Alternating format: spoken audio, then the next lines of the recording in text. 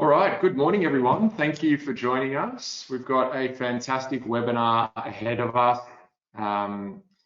It's one of the biggest registration numbers I've seen. Well over 600 registrations already for today's webinar. It was still climbing as we started to come together and get started. So I can see plenty of people joining even as I speak. So that is great to see, but we've got plenty to get through. So we will kick on with it and everyone can catch up. So topic of the day, of course, cracks in the foundations, the CreditorWatch construction white paper. Is a brilliant white paper that has been put together by the CreditorWatch marketing and communications team. So first and foremost, a big shout out to them and a big thank you to them.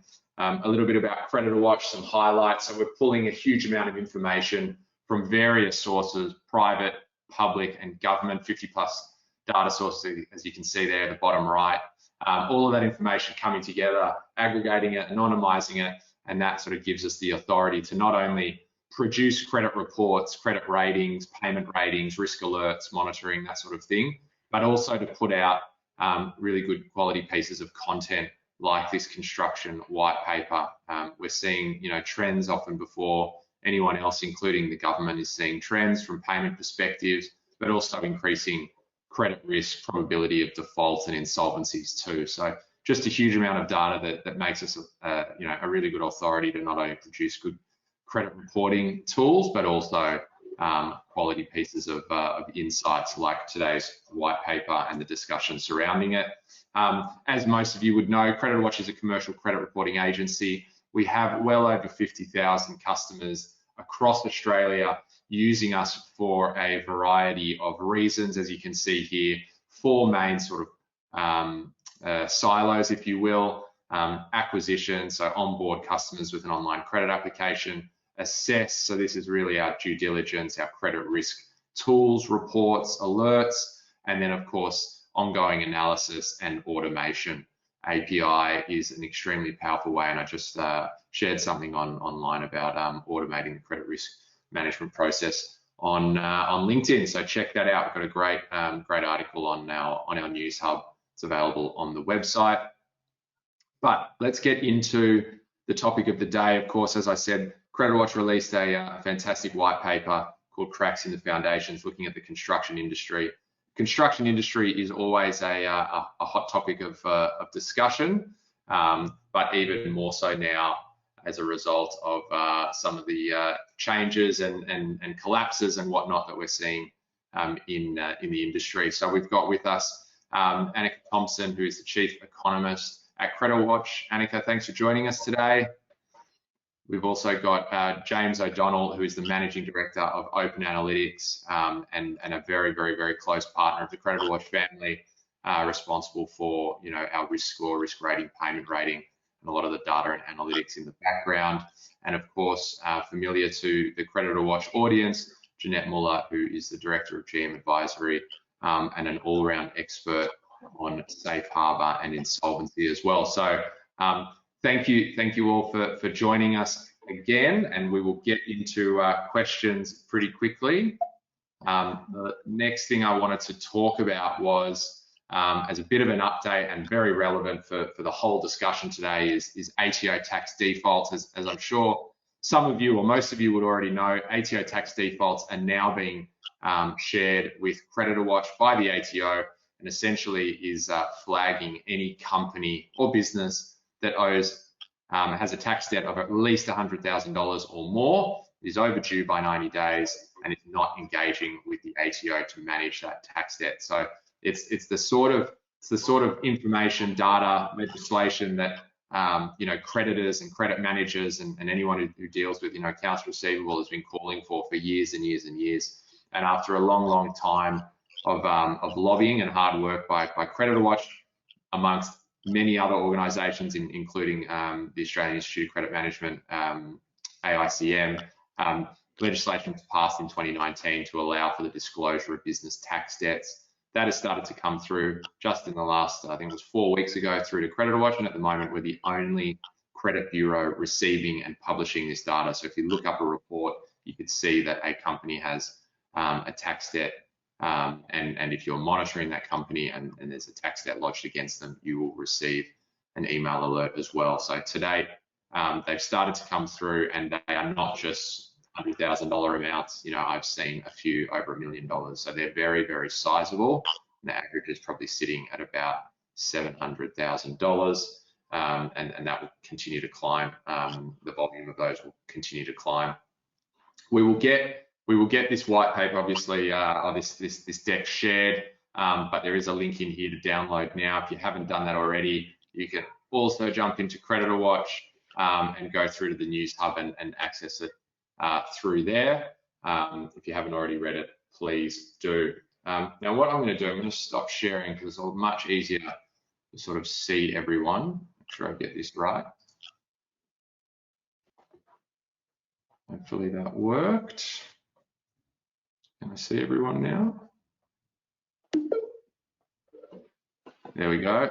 Sorry, little technical delay there. So let's get into the cracks in the foundations white papers. Obviously got plenty of notes here, but surrounded by experts. I love being the moderator because I can just ask the questions and hear from the experts that we've got sitting in front of us. So as I said, construction industry, typically, you know, a higher risk industry, even in boom times. They operate on, you know, razor thin margins, and that's before you take into consideration COVID, supply chain issues, increases in raw material costs, and also just you know, blowouts from projects being delayed as a result of lockdowns. And probably the last thing there I've missed is labour shortages too.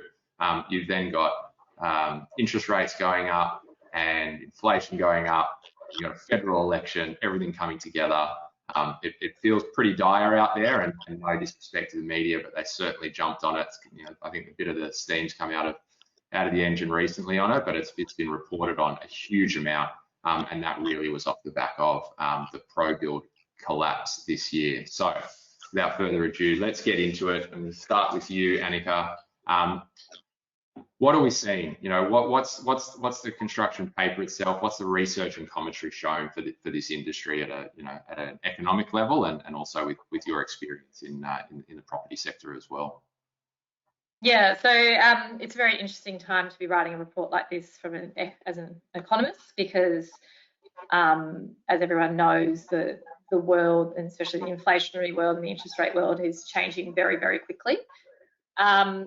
And it infects no other industry more so than the construction industry.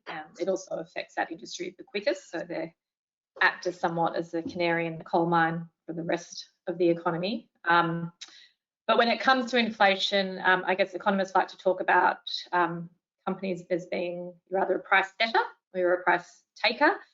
The reality is most companies are a bit of both. So they can get a price taken, so you know the price that their suppliers giving them, and then they can change their price accordingly. The big problem for the construction sector is that they set the price of their product mid-COVID. For a lot of them, these contracts, as you know, take a long time to work through, 2-3 years. Some of these big construction projects, they set their price back in 2020, when 2021, when construction wasn't a problem. Sorry, when inflation wasn't a problem. Now they're taking prices in an inflationary environment. So there's a really, really big disconnect there, and not many industries have to deal with that.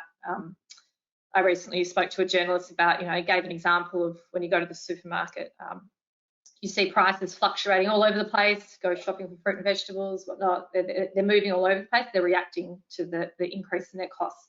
The construction sector can't do that.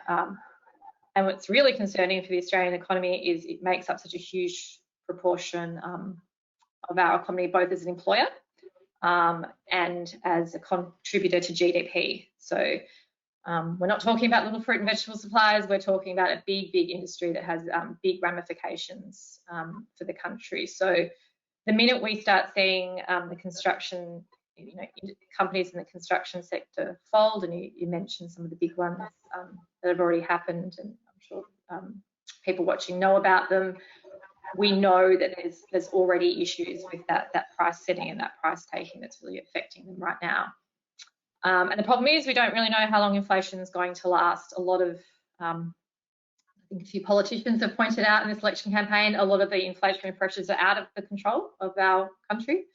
Global issues, particularly for the construction sector that sources a lot of their product from overseas. So not a lot we can do locally to impact that.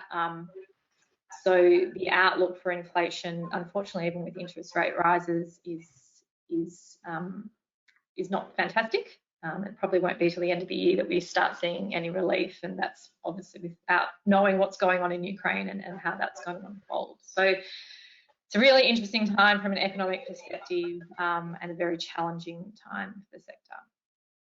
Yeah, and it's you know, those the fixed rate or fixed contracts are obviously the key thing that's in there. But then you have, you know, some of the largest construction companies, you know, working off sort of 1 to 2% margins. So when you're doing a, you know, $300, $400, $500 million project, it's not hard to blow those margins out pretty quickly. So yeah, there's definitely seems like there's a bit more pain to come.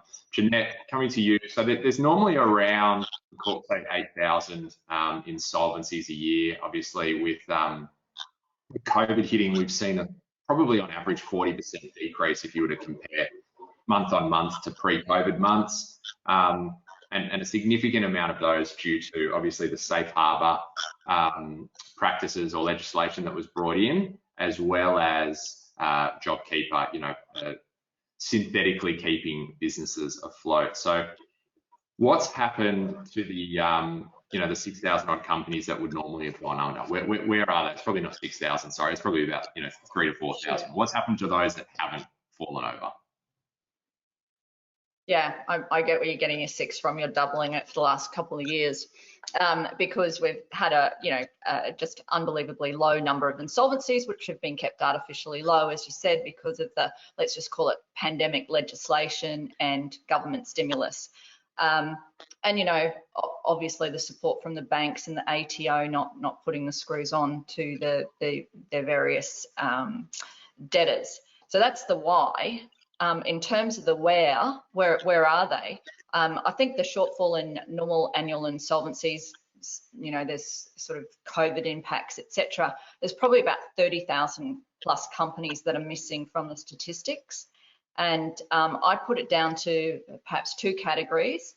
Both, we've got the registered on the one hand that's still there, and then there's a number that have fallen into unregistered companies that are sitting in the unregistered category. Now, if we look at the unregistered in the first instance, well, these are the companies that have just not paid their annual ASIC fee, for example, which is not a great idea for those company directors, because if they've got outstanding tax obligations, that's just exposing themselves to future director penalty notices, etc.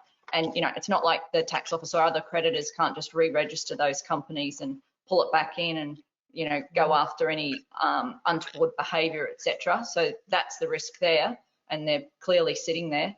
And then there's those that have been inappropriately deregistered as well, where someone's thought it was a good idea just to tick the box and file the form, and you start seeing those coming through from the ASIC media releases now of people being prosecuted for falsifying documents with ASIC. And, you know, that's a penalty of maximum penalty of 5-year jail. So that's not a good strategy either. So then we look at that second category, which is the registered companies that are sitting there. And I suppose we've spoken about that for a little while now, and we sort of coined that the zombie companies. And they're sort of waiting there for creditors to take action, or, you know, still doing enough, paying the ASIC annual fee, so they're not, you know, falling out. They might be sitting around for the tax office to wind them up, or to enter into a repayment arrangement to kick the ball down the road a little bit more. Why would you do that? Well, maybe you're curious about what's going to happen if there's a change of government. You know, it's not, some people have told me that they thought there might be an amnesty or further stimulus. I don't know. After what Anneke said, I would think it would be unlikely. That's just going to add to inflationary pressures, etc. But who knows? You know, we've been through a very unpredictable last couple of years. Anything's possible. But you know, I'd say that what's got to happen is, until the tax office becomes a little bit more stern with respect to these zombies, then you know, we won't be seeing those numbers change. So presumably at some point in the next 12 months or so, we should see some of this last group end up in the formal numbers. But again, largely dependent on the biggest creditors in the land to decide what that fate might be, because they're the ones that are providing the credit to these zombie companies. Normal creditors are too smart to do that. They know what they're dealing with. So without being too disrespectful to the tax office, they are the major, they are doing the funding at the moment. There's no doubt about that.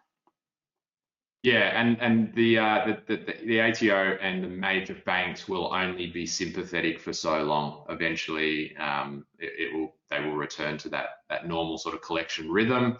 And the ATO's made, given everyone probably a 6-month, warning. It was like we're going to start collecting, and then now we're sending director penalty notices, and now we're doing, they've really given a huge forewarning that that's coming. So it's inevitable, particularly once the federal election has come and gone. So we've always had, and James will probably feel the same way with his exposure to the banking system.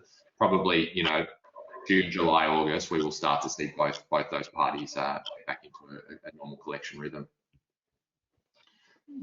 So I guess a fairly I'll say fairly obvious question for you, Anneke, just off the back of that. What's the danger for both customers and suppliers of those companies that are likely to go under? Yeah, well, the danger is now you may have dealt with a particular customer, a particular supplier, for many years, and everything's been smooth sailing. But as I said, the background economic conditions are completely different. So dealing with a company in a low inflationary environment who paid all their bills and who seem to have things on track might be very different to dealing with a company in a high inflationary environment that just can't adjust quickly enough to their environment they're dealing in, particularly if they signed a lot of contracts through 2020 and 2021. If you said to any economists when COVID hit that we'd have an inflation problem in 2 years, they would have laughed their heads off at you.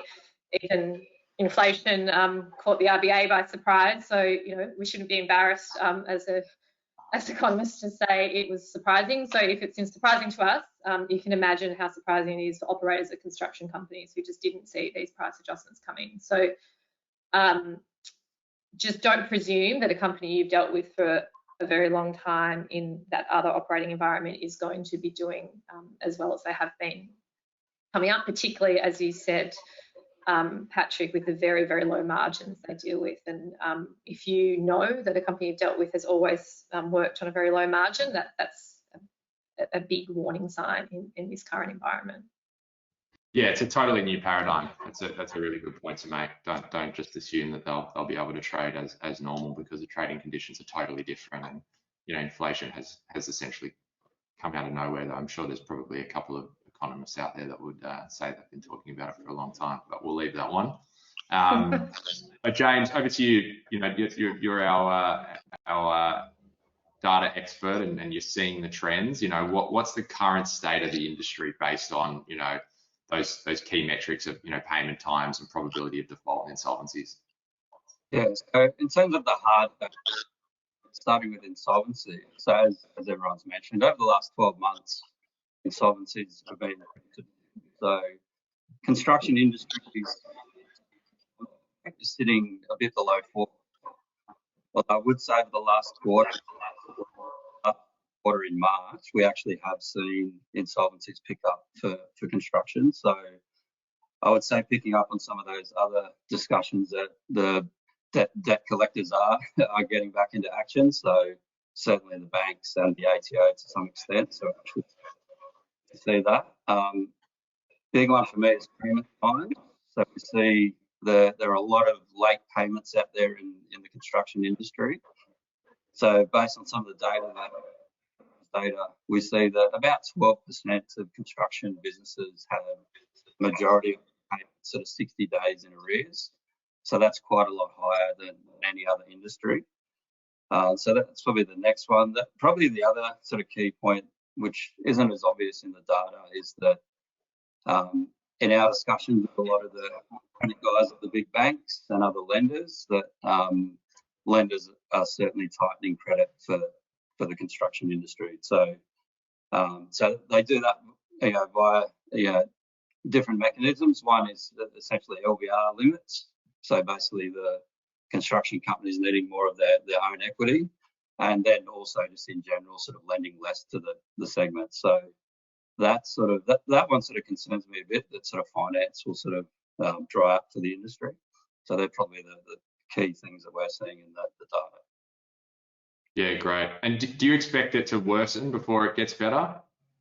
I think certainly yes. I think it's a question of how much worse it will get. I mean, there's a general point that, your earlier question, where did those 6,000 defaults go? I would say that they're coming. So we've definitely seen a turning point in insolvencies. So to give some sort of numbers around that, so that's sort of about 4% insolvency rate for construction now. Our sort of based on CreditorWatch's credit ratings and other data, we're predicting that to rise to a bit over 5%. So sort of in relative terms, that's a 30% in insolvencies. Now, I put a caveat there. I'd see that as a bit of a lower bound, because some of the things that Anneke spoke about sort of are not fully reflected in the hard data yet. So things like, property prices are almost certainly going down, interest rates are going up. So that I expect they'll have some effects over above that sort of 30% sort of increase that we're predicting. Yeah, great.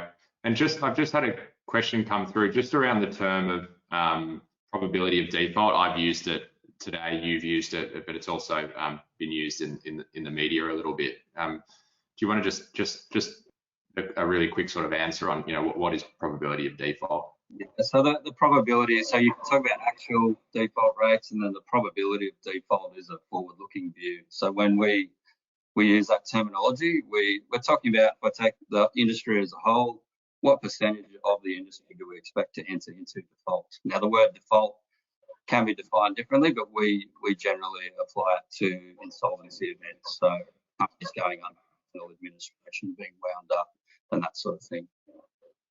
And just to sort of expand on a question, how is this calculated? Essentially, from a CreditorWatch perspective, with James and his team at Open Analytics, we're pulling all of the data that we have, plus external data from government and private data sources, to be able to say at an entity level, at a state level, at an industry level, and also at a regional level, what is the chance of a business failing in the next 12 months? So I won't try to answer that how we calculate it, because it's probably a 30-minute webinar on its own. But we've got some really good documentation on the website, and we can circulate some more there. So let's keep moving forward. So Ginette, every week we hear about the collapse of another construction industry, and I think when you have another construction company, when you have a big one like ProBuild, then they go looking for ones that have just happened, and then have got an eye and an ear out for those that are about to happen. What are the factors, and we've spoken about a few of these, what are the sort of some of the factors that are ultimately causing the final collapse, right? We've spoken about the sort of macroeconomics, what else is hurting them at a business level? Yeah, look, I think you're right. There's a heightened awareness at the moment of insolvency because we've been through a bit of a vacuum, right? So when you have something like ProBuild go down, it dominates the headlines for a long time. But we've just mentioned how quiet it's been, etc. So the reality is not quite there. We're saying it's going to be in the future, but it feels like it to many because they see that as the headline, and quite rightly too, because the impact and the carnage it causes is a reality to many people involved in the whole process. But we expect that it'll get worse in the next 12 months. But look, I think this phenomena that we're seeing in construction is predominantly caused by this profitless boom that I suspect we'll touch on shortly.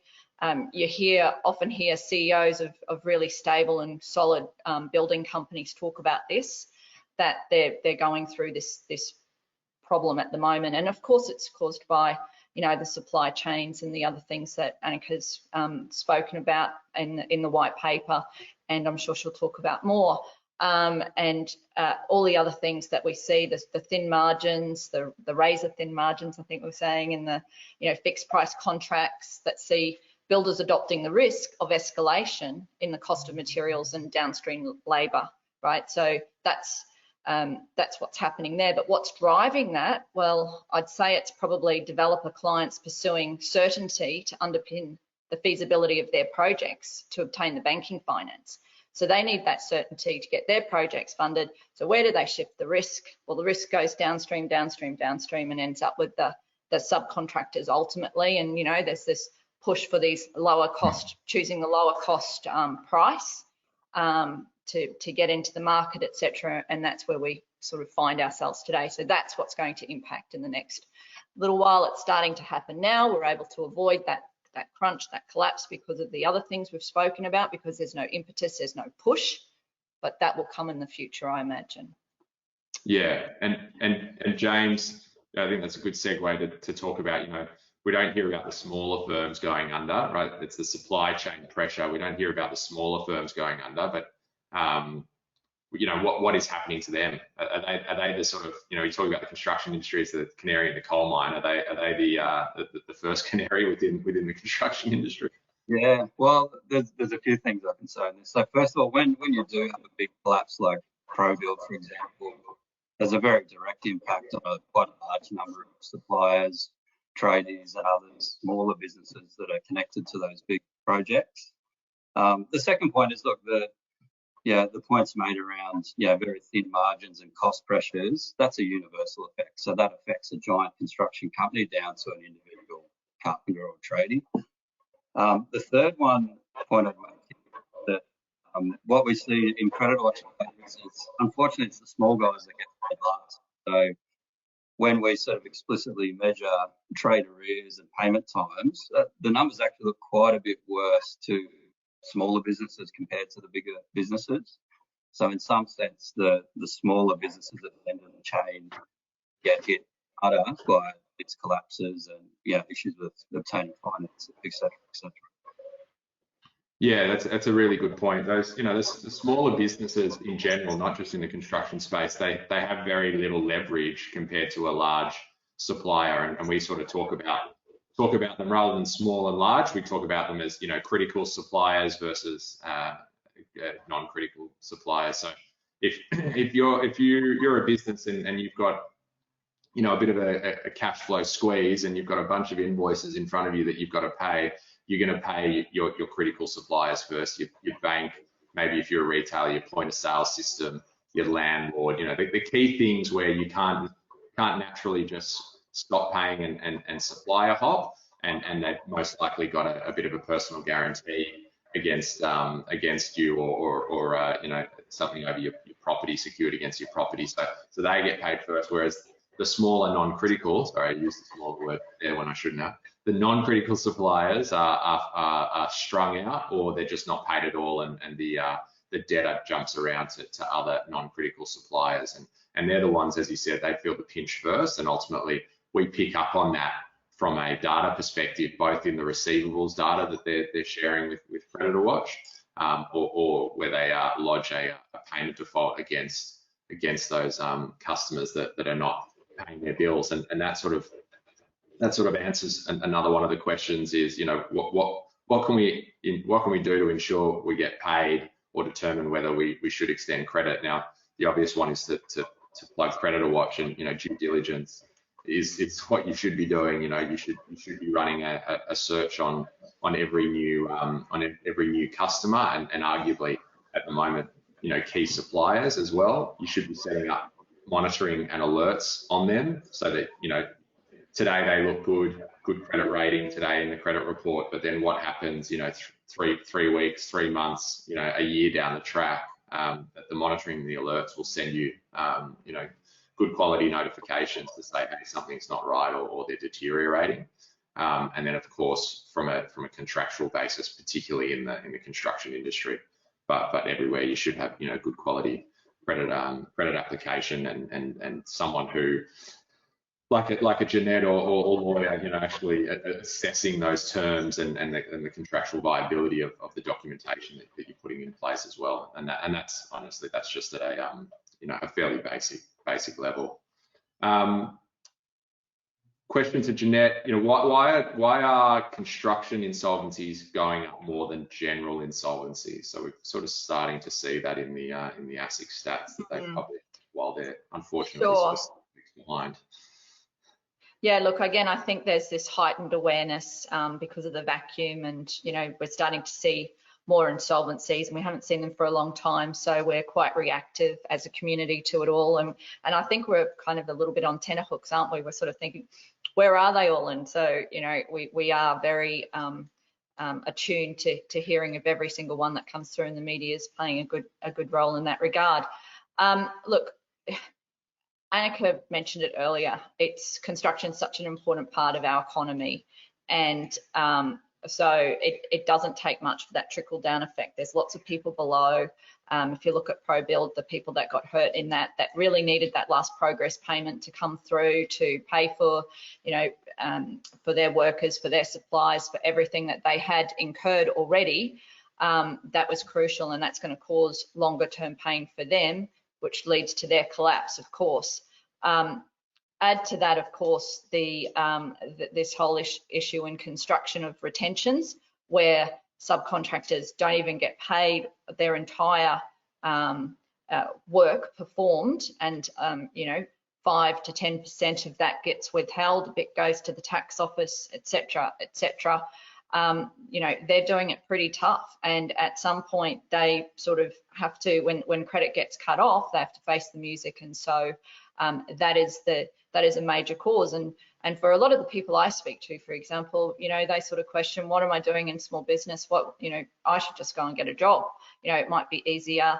And, you know, to be quite frank, to a lot of them, yes, you should, if that's what you can find. If you can find a job, that will do that. But the reality is, the way that our building and construction industry is set up, a lot of those people traditionally probably were employees once upon a time, but now they are required to act in this small business way that might be really good at what they do, but they are forced to be contractors because that's the system, and they are stuck with the burden and the risk of what the construction industry entails. So I know that we might come to this if there's time at the end, about how we can even the playing field, so that so much of the risk is being, you know, sort of assumed by the guys at the bottom. It's a bit of an issue, and it needs to be talked about a lot more. Yeah, and just to lead on from that, Anneke, you know, some construction companies in a you know, profitless boom, per se. Yeah, well, I mean, notwithstanding everything that we're going through now from a supply side, I think we've talked about that a lot. What happened leading up to all this was we had a massive increase in workload for the sector, which at the time is a great thing. You know, if you were a home builder all the way through to the subcontractors and tradies, there's no shortage of work for you. And I think we put a chart in our report that showed over COVID renovation activity on housing in Australia went up 27%, 30%. Just an enormous amount of money is being put into the sector. But that is also compounding the problem, because a lot of, as we said, a lot of those contracts signed, you know, 2020, 2021, on a fixed price scenario, are looking like having their profit wiped out with the current conditions. So, yeah, I think all the way from, you know, very, very huge contractors who work on very thin margins, all the way down to some subcontractor level, we're going to see a lot of people finishing jobs that they started a couple of years ago and making no profit, which is a really worrying thing to be happening, especially when interest rates are rising, particularly, you know, as Ginette pointed out, for the smaller companies who take on most of the risk. A lot of these people have their houses, personal assets secured against their business. So that's a really tricky situation, really concerning situation for some of these guys to be in. And then you've got obviously rising interest rates. We know that, you know, most small businesses have got, you know, not, this isn't construction sector, you know, agnostic. It's every small most small businesses, you know, they've got very little savings at any time. I think it's probably about that sort of 2 to 3 month mark, and then they've got security against their house, and now all of a sudden there's an increase in interest rates, which means less money in their pocket. You know, is that just going to add pressure? Yeah, well, I mean, obviously, increasing interest rates it's a very blunt tool that the RBA have at their disposal to reduce inflation. And look, and the pain felt by it is so varied. You've got, you know, people who've paid off homes and have savings, they benefit from it, all the way down to people who are paying off homes who have no savings. They are the biggest losers. So the pain is not shared when it comes to interest rates rising, and that's the unfortunate scenario. And I think the RBA, you know, acknowledges that there's certainly going to be losers in this situation, but it's obviously the over-leveraged. And some people look, you know, they'll be leveraged, but they can increase their income along with inflation by, you know, increasing the price of their product. They'll do okay because they can move, you know, with the interest rate cycle, but it's just those people that can't move up with the interest rate cycle, they're the biggest losers out of this. Yeah, and it feels like, you know, anecdotally, you know, businesses, business owners, business managers want to get on with it. You know, we're seeing increases in credit inquiries, which is always a really good sign of, you know, B2B trade taking place and improving and getting up sort of pre-COVID levels. And, you know, I think, you know, there's been a 30 or 40% increase, you know, quarter on quarter, which is fantastic. And then we're starting to see obviously payment defaults and court actions go up, which, you know, ironically is actually a good sign that the economy is returning to normal, not necessarily that there's an increase, you know, in insolvencies, but we're just so far down, 30, 40% on pre-COVID numbers. That means that, you know, we're getting back to normal. So that there's good signs there. There's good, you know, commentary from business owners, but it looks like, you know, the next 12 months is certainly not going to be easy. You know, supply chain issues, interest rates, inflation, you know, are here for a while, despite some of them sort of being out of the hands of government control and out of the RBA's hands, which is unfortunate, you know, given the last 2 years that we've had. Ginette, just specifically on the construction industry, you know, what sort of changes do you think need to be made? And there's I think one of the challenges is, you know, some states are introducing or want to introduce them and others don't. You know, what are you sort of seeing and hearing out there? Yeah, so subcontractor groups that I've spoken to tell me that there's a grassroots push for the abolition of retentions on jobs, that would be helpful to their members. I mean, of course, the downside of that is, what do you do about defects? You know, that's the reason that these amounts get held back. And you know, when I've asked that question, I've been told that, well, you know, there are laws against subcontractors not coming back and fixing defective work. They're hardly likely to do that. That's the end of their business anyway, if they were to do that. And you know, really, it's your responsibility to choose someone who's going to do the job properly, and maybe you shouldn't always go for the cheapest person. Go for someone who's reliable. So, you know, something has to change. We just can't keep doing the same thing that's being done, and they've identified that as a really helpful goal and aspiration that they're pushing for.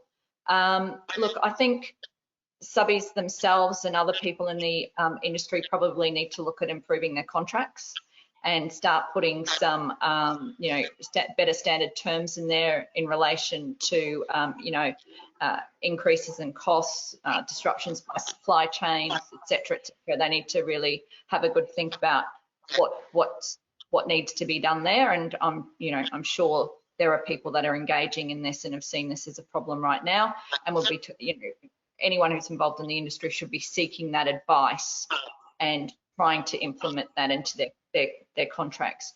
I think you would have seen in the news recently in Queensland anywhere where a house builder was, you know, withholding services unless someone paid them extra money outside of contractual terms. You know, if you want your house, you got to give me some extra money. Well, you know, that it doesn't work that way. You know, so having a proper contract and, you know, working through those issues. I know it's hard, but we've got to think about that because things do happen. Yeah. All right, we've got some questions that have come through, which is great. So I'll throw them around. I think this one's probably good for James to start with. We're seeing, you know, trade credit insurance providers starting to tighten up. The recent large collapses have highlighted the tightened their risk within, you know, particularly the construction industry. Where do you see them going in the next 12 months?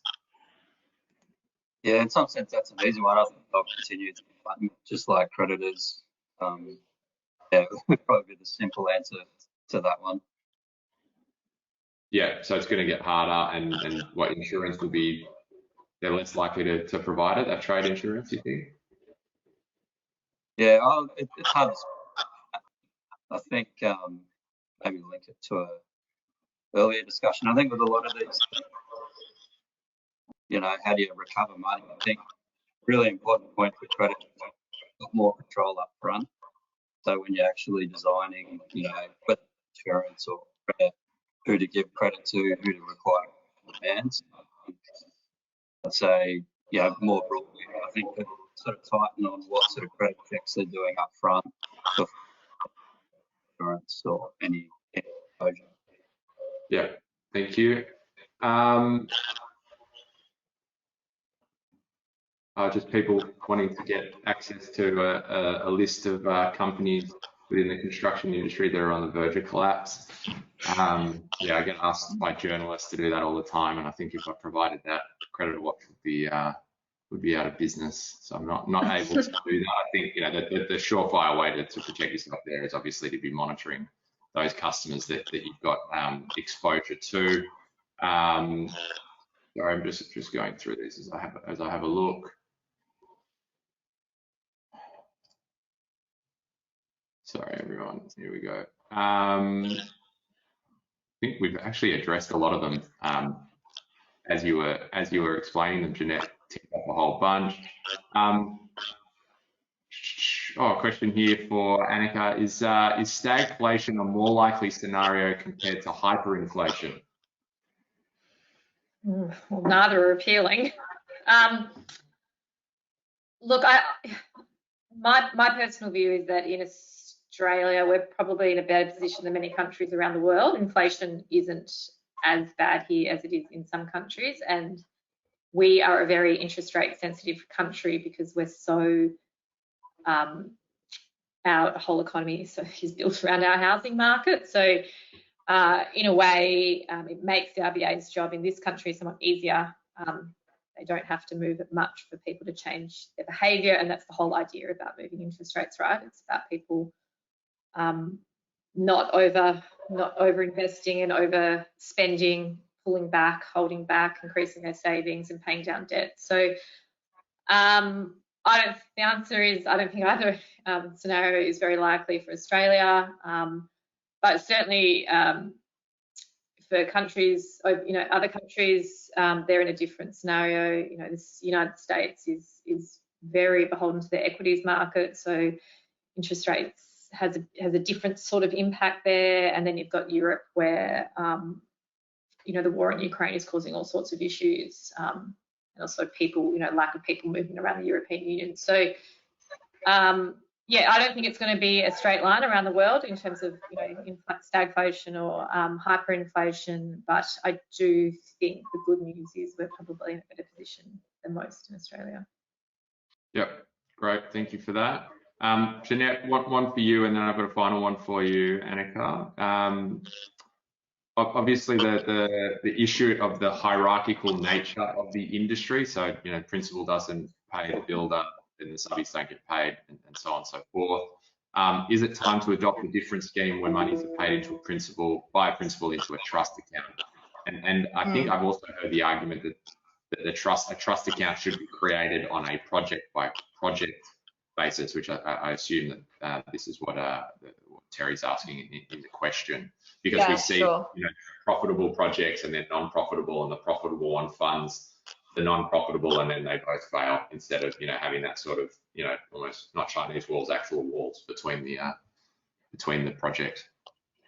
Yes, goodness, what would ASIC think of that? That sounds like a phoenix. One fails, move on.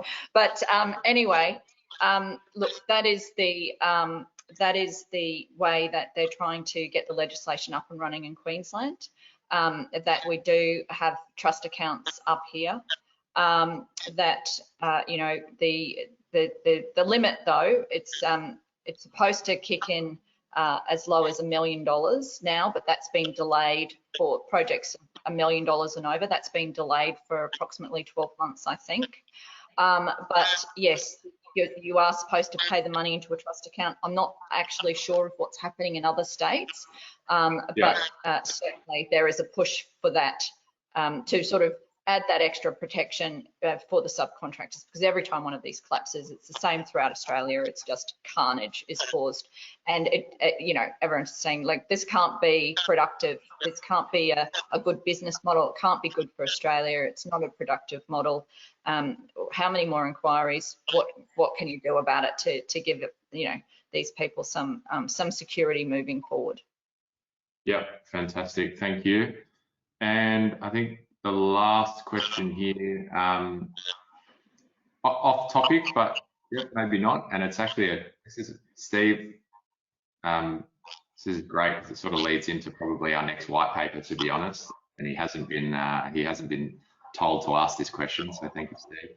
What industry do you believe is next in line? So Anneke, I'll get you to answer this. I've noticed that there seems to be some stress around the transport industry, and I think, James, correct me if I'm wrong, that was number 3 on our risky, higher risk industries. It's migrated up the list to in the top 3. Yeah. So we're certainly seeing that as well. So Anneke, what industry do you believe is next in line, or industries, if you didn't want to pick a single one? Yeah, I guess you've got to think about any industry that struggles to change their pricing along with the environment that we're in. So those industries linked to discretionary spending. So you probably noticed, you know, your local cafes increased their coffee. Mine went from $4 to $4.50. That's fine, but how long can they do it for? There becomes a certain point where people go, not buying a second coffee today, and I think it's a very flooded market, that food and beverage market, and with James's data, that's the top of the list in terms of probability of default. So yeah, I think the food and beverage sector, and then following that's a similar sort of sector, the arts and entertainment. Again, they can increase their prices once, maybe twice. Beyond that, people start putting their hands up and saying no. So yeah, anything to do with discretionary spending, I would be a bit concerned about. Yeah.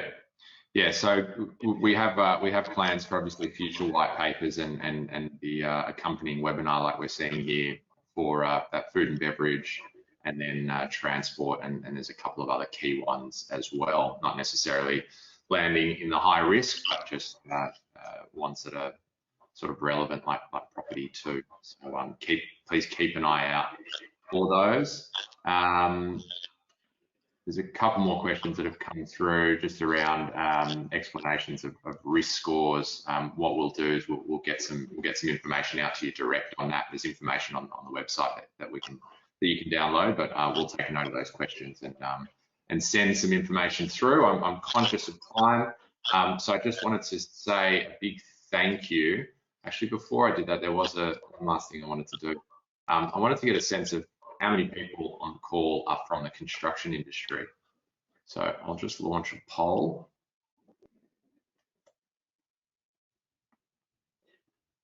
Here we go.